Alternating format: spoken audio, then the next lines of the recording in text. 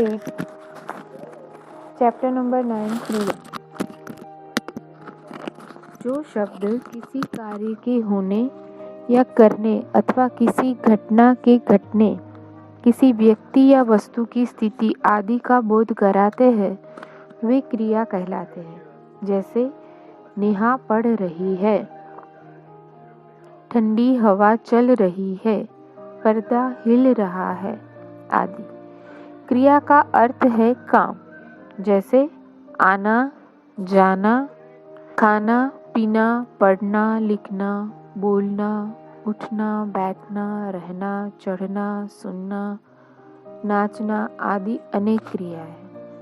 प्रत्येक क्रिया या तो होती है या उसे किया जाता है। कर्ता, जो काम करता है वह कर्ता कहलाता है। जैसे अंशु पढ़ रही है। धातु, क्रिया का मूल रूप धातु कहलाता है। जैसे लिखता, लिखा, लिखेगा। इन सभी क्रिया रूपों में लिख समान रूप से मिलता है। इन समान रूप से मिलने वाले अंशों को धातु कहते हैं। इसी प्रकार पढ़, अ, जल, खा, गा आदि शब्द धातु है। क्रिया के भेद प्रयोग के आधार पर और रचना के आधार पर। पहला है प्रयोग के आधार पर क्रिया के दो भेद होते हैं, अकर्मक क्रिया और सकर्मक क्रिया।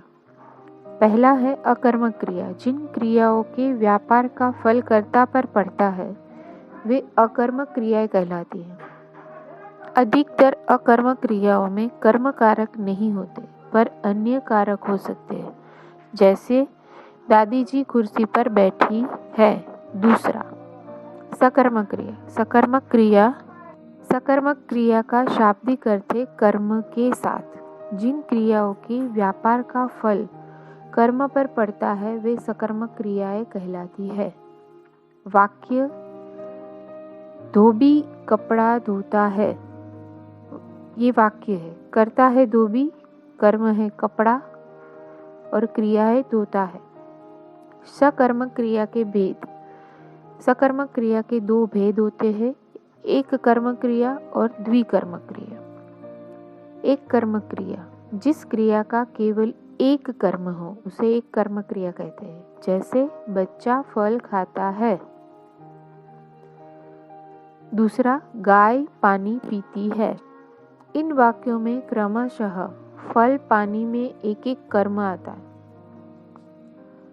अतः यहाँ एक कर्मक क्रिया है। दूसरा, द्विकर्मक क्रिया, जिस क्रिया में दो कर्म होते हैं वह द्विकर्मक क्रिया कहलाती है। जैसे औरत पक्षियों को दाना डाल रही है। दूसरा है रचना के आधार पर भेद। रचना के आधार पर क्रिया के 6 भेद हैं। पहला, सामान्य क्रिया। कुछ क्रियाएं भाषा के रूढ़ शब्द के रूप में प्रचलित होती है, वे मूल क्रियाएं होती है। ये धातु में ना जोड़कर बनती है। जैसे पढ़ना, लिखना, आना, पाना, जाना, उछलना आदि। जैसे कोयल अब नाचेगी, माँ ने खाना खाया। दूसरा, प्रेरणात्मक क्रिया, जिस क्रिया शब्द से यह ज्ञात हो कि कर्ता स्वयं कार्य न करके किसी दूसरे को कार्य करने की प्रेरणा देता है या किसी दूसरे से काम करवाता है तो उस क्रिया को प्रेरणात्मक क्रिया कहते हैं। जैसे अध्यापिका ने बच्चों से निबंध लिखवाया।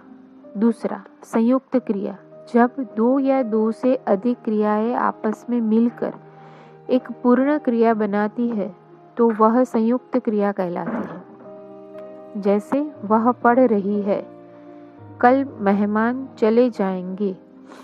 चौथा, नाम धातु क्रिया, संज्ञा, सर्वनाम तथा विशेषण शब्दों के अंत में प्रत्यय लगाकर जो क्रिया बनती है उसे नाम धातु क्रिया कहते हैं।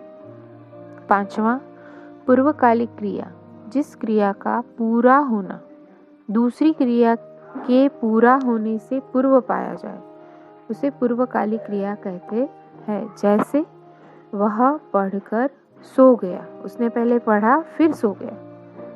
लास्ट 6th अनुकरणात्मक क्रिया, कुछ क्रिया शब्द किसी ध्वनि के अनुकरण पर बनाए जाते हैं, उन्हें अनुकरणात्मक क्रियाएं कहती है।